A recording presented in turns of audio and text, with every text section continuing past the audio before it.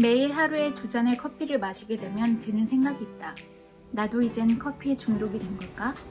어릴 때부터 카페인은 몸에 안 좋다는 이야기를 꽤 들어왔기 때문에 커피를 마시지 않으려고 노력해왔다. 하지만 역시 커피를 한 번만 마시는 사람은 없다는 일이 나에게도 진리가 되었다.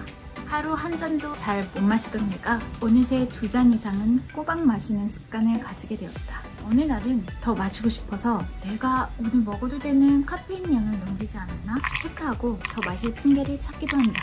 그러다 보니 문득 궁금해졌다. 커피가 어떻게 해서 인류의 삶에 들어오게 된 걸까? 나의 삶의 롤모델은 빌 게이츠다. 그가 나의 롤모델이 된 이유는 그가 부자여서가 아니고 그의 삶의 목표가 나누는 것이기 때문이다. 작년에 포브스에서 발표한 세계 보호 순위를 보면 빌 게이츠는 세계 보호 2위다. 그런데 그가 여기서 남긴 말이 무척 인상적이었다. 내가 여전히 세계 보호 2위인 이유는 충분히 기부하지 않았기 때문입니다. 그래서 나는 빌 게이츠를 닮은 삶을 살기로 결심했다. 나누기 위해 열심히 돈을 버는 방법을 공부할 것이고 실천할 것이다. 그리고 그가 하는 독서 방법을 찾아보았다. 그는 무언가에 대해 관심이 생기면 그 분야의 역사서적을 먼저 읽는다고 한다. 그래서 나도 내가 관심 있는 것들의 역사서적을 읽기 시작했다. 그리고 그 첫 번째가 커피의 역사이다. 전 세계적으로 커피 소비량은 계속해서 증가 중이다. 작년에 코로나로 인해 잠깐 주춤했지만 그래도 엄청난 감소세를 보이진 않았다. 어떤 사람들은 커피가 국가에서 허락한 유일한 마약이라고도 한다. 그럼 이 합법적인 마약이 어떻게 우리 삶에 들어오게 되었는지 살펴보고 왜 이게 마약이라고 불리는지도 알아보자. 어서오세요. 서당에 참 잘 오셨습니다. 오늘은 바로 커피의 역사라는 책에 대해서 알아볼 텐데요.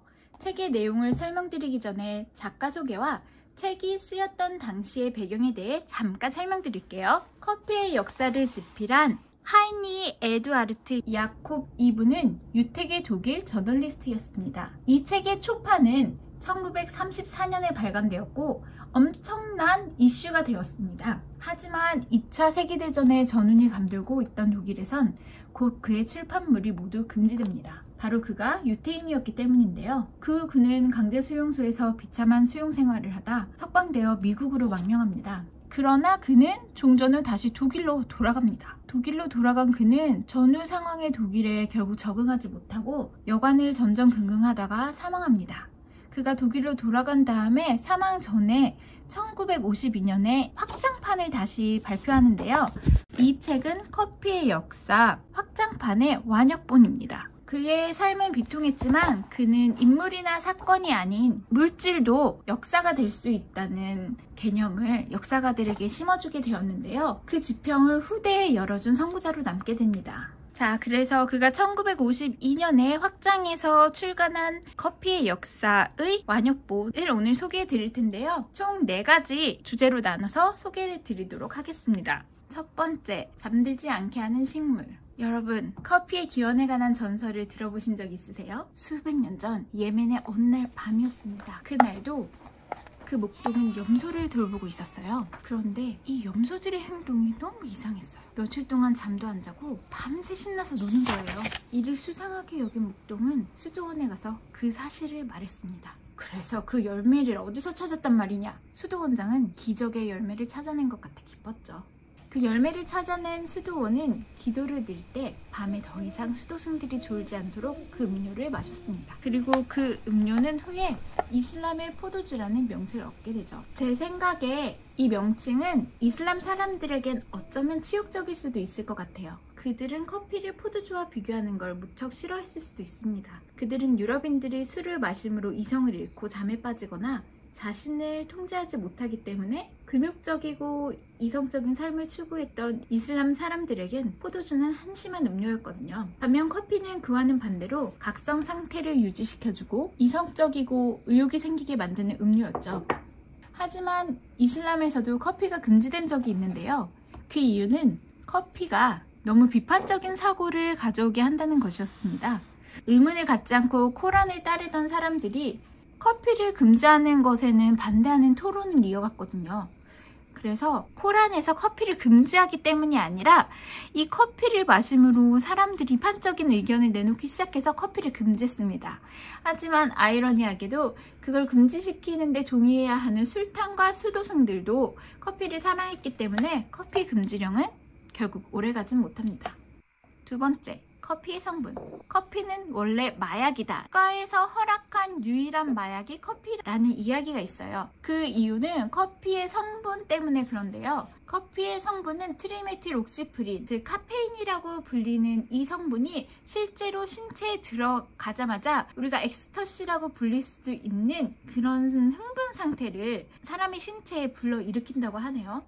커피가 발견되기 이전에는 인간의 하루 노동시간은 이론상으로는 12시간 미만이었는데 커피가 발견된 이후로는 그 노동시간이 24시간이 되었다고 합니다. 커피의 매혹적인 향은 화학물질의 정교한 비례에 의해서 만들어지는데 그건 커피의 맛을 내는 트리메틸아민이 생선이 썩을 때 생성하는 것과 같은 물질이기 때문이라고 합니다. 책에 있는 걸 그대로 인용하면 이 냄새 없는 화학물질이 그 어느 곳에서도 형체를 드러내지 않고 인간에게 나 여기 있다고 외친 적이 없음에도 불구하고 지구상의 거의 모든 지역에서 사람이 이를 찾아냈다는 것은 불가사의한 기적에 가깝다 라고 작가는 얘기하고 있네요.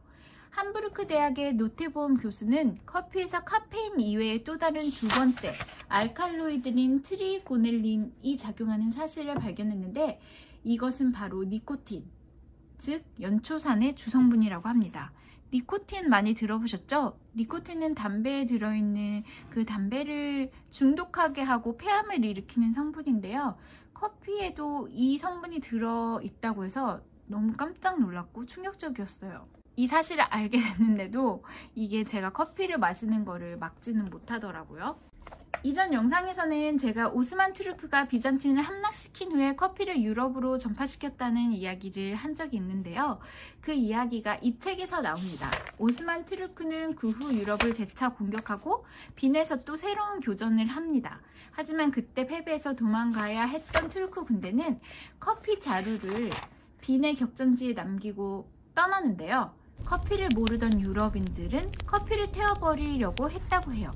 하지만 전쟁에 공을 세운 폴란드인이 그 커피를 태우지 말고 자신에게 달라고 했고 그는 빈 시민권을 얻고 커피를 팔 수 있는 영업 허가증도 받았다고 합니다. 그 당시 터키인들은 커피 침전물을 제거하지 않고 커피에 다른 불순물을 결코 섞지 않고 마셨었다고 해요. 커피에 무언가를 섞는다는 건 이교도와의 결합이나 혼종을 의미해서 그 커피에 다른 거를 첨가하는 거에 대한 거부감이 이슬람 교도들 사이에서는 무척 컸다고 해요. 근데 빈에서는 그게 딱히 상관이 없잖아요. 빈에 사는 사람들 자체가 이슬람 입장에서는 이교도들이니까 이때 시민권을 받게 된 그 폴란드인 영웅의 이름이 프란츠 게오르크 콜치스키라는 사람인데 그 사람이 이 이슬람 방식으로 커피를 빈에서 팔려고 했더니 장사가 안 되는 거예요. 그래가지고 어떻게 해야 팔 수 있을까 고민을 하다가 이 커피에 있는 침전물을 다 걸러냅니다. 우리가 오늘날 하는 방식이죠. 그래서 거름망에 커피 침전물을 걸어내고 뜨거운 물만 남겨두게 돼요. 그리고 커피가 약간 쓴맛이 나잖아요. 그래서 이 사람이 여기다가 우유를 섞습니다. 우유를 섞고 옆에 있는 빵가게랑 협업을 해서 커피랑 같이 먹을 수 있는 빵까지 개발하게 됩니다. 그렇게 해서 이 사람이 빈에 오늘날 우리가 알고 있는 그런 뭐 디저트랑 커피를 함께 파는 그런 카페를 열게 됩니다. 그래서 이 사람이 처음 보는 것들을 유럽에 들어온 방식이 너무 흥미로운데요. 이게 요즘 장사하시는 분들 또 사업하시는 분들에게도 어떤 메시지를 줄 수 있다고 생각해요. 분석해서 장사를 한 게 엄청난 결과를 가져온 것 같아요. 그래서 그 이후에 이제 유럽은 커피를 애호하는 대륙이 됩니다. 중세시대 음료는 크게 커피와 포도주, 즉 이성을 각성시키는 음료와 이성을 마비시키는 음료로 나뉘었는데요. 후에 동양 문화가 유럽을 강타하자 커피와 차를 비교하기도 했습니다. 현재 영국은 홍차의 나라로 알려져 있지만 실제 영국은 엄청난 커피 소비국이기도 했고 또 해상 무역의 패권이 그 당시 제국주의 시대 때 여러 번 바뀌어요. 여러분이 알고 계시겠지만 신대륙을 발견한 그 콜럼버스는 원래 스페인 여왕의 후원을 받았잖아요. 그래서 초기에는 스페인과 포르투갈이 해상무역을 다 장악하고 있었고 그 이후에는 네덜란드의 해군이 엄청 발달하게 되는데 네덜란드가 종교 전쟁으로 인해서 피해온 그 지식인들의 망명을 엄청 받았대요. 그래서 네덜란드가 과학적으로 엄청 지박적인 발달을 했다고 해요. 그래서 네덜란드의 배를 만드는 제조 그 기술이 발달하게 되고 네덜란드가 결국 해상무역을 장악하게 됩니다. 그 이후에 또 영국이 해상무역권을 제패하게 되죠. 해상패권이 바뀌면서 영국이 커피에서 홍차의 나라로 넘어오게 되고 또 이제 지금 영국식 펍이나 그런 데서 우리가 알고 있는 영국식 바나 펍에서 커피를 팔았는데 약간 우리가 알고 있는 유럽식의 카페 분위기와 그 펍의 분위기가 좀 다르잖아요. 그래서 그 분위기와 커피가 좀 맞지 않았던 것 같아요. 그래서 영국인들의 커피 선호도가 떨어지게 되고 홍차로 갈아타게 되죠. 인도 무역을 장악하면서. 그리고 동양 문화가 들어오면서 커피와 차도 구분하기 시작했는데 여기서 말하는 또 동양은 중동의 동양이 아니라 중국에서 동북아시아 문화가 들어오면서 이 차 문화가 들어오게 되는데요. 커피는 그들이 정복자의 음료라고 부른 거예요. 그래서 커피를 마시면 이제 카페인이 뇌로 전달되면서 각성 효과를 가져오기 때문에 뭔가 쇠화되고 막 이런 효과를 신체에 불러일으킨다고 해서 정복자의 음료라고 불렸고 반대로 이제 동양에서 들어온 동북아시아에서 들어온 차는 약간 마음을 차분하게 해주고 편안하게 해주고 자연과 하나 되는 이런 평화롭고 마음을 안정시키는 뭐 이런 분위기를 준다고 해서 커피와 차를 구분을 했다고 해요. 그래서 이 사람들의 삶의 방식에 따라서 커피를 선호하냐 뭐 차를 선호하냐 이런 것들이 조금 있었다고 해요. 또 커피 문화가 유럽에 들어가는 과정에서 커피가 남성들보다 여성들한테 특히 독일 쪽에서 여성들한테 무척 인기가 있었던 시대가 있었다고 해요. 지금 우리가 알고 있는 프랑스에서 그 파리에서의 커피숍은 글 쓰고 창조적인 활동을 하는 사람들 작가나 뭐 저널리스트나 아니면 뭐 화가나 뭐 이런 사람들의 전유물로 좀 생각하잖아요. 프랑스에서의 커피는. 근데 이제 독일에서는 주로 아녀자들이 여성분들이 이제 영국의 홍차 문화처럼 커피를 마시면서 담소를 나누었다고 해요. 하지만 실제로 커피가 더 유행하게 되면서 이런 예술적인 창의력을 북돋아주는 음료로 인기가 많아지게 되죠. 그래서 이 작가가 이 마지막 장반을 낸 게 1952년이기 때문에 이 사람이 옛날 사람이시잖아요. 그래서 약간 꼰대적인 마인드가 있는 게 이 커피가 약간 비판적인 사고를 하고 사람을 활동적이게 만들어주기 때문에 여자하고는 어울리지 않는 음료라고 언급한 부분이 책에서 나옵니다. 이번에 볼 거는 커피와 경제인데요. 이게 커피의 가격이 세계 이제 원자재 가격을 지표하는 것에도 영향을 끼친다고 해요. 그래서 이 당시에 세계에서 가장 중요한 무역품 1위가 석유였고 2위가 커피였다고 합니다. 이게 지금도 크게 변하진 않은 것 같아요. 그래서 커피와 경제를 한번 살펴보면 우선 이 투자라는 개념이 어떻게 오게 됐는지 먼저 설명드릴게요. 지금과 같은 이러한 개념의 투자 방식은 유럽에서 한때 크게 유행했던 튤립 투기로부터 투기라고 부르는 이유는 이게 진짜 엄청난 사건이었어요. 튤립을 사가지고 튤립을 너무 많이 사서 막 튤립 가격이 너무 심하게 거품이 껴서 튤립 버블이라고도 하는데 너무 거품이 껴서 어느 날 갑자기 이게 하락을 해서 이걸로 인해서 경제적인 타격을 입은 사람들이 많았거든요. 그래서 어쨌든 지금과 같은 투자 방식은 튤립 투기로부터 유래했다고 알려져 있는데요. 튤립은 원래 오스만 투르크에서 내궁이나 정원을 꾸미던 꽃이었어요. 유럽 문화에 뭐 커피든 뭐든 이 오스만 투르크가 끼친 영향이 꽤 크잖아요. 그래서 유럽의 왕실들이 이 오스만 투르크 술탄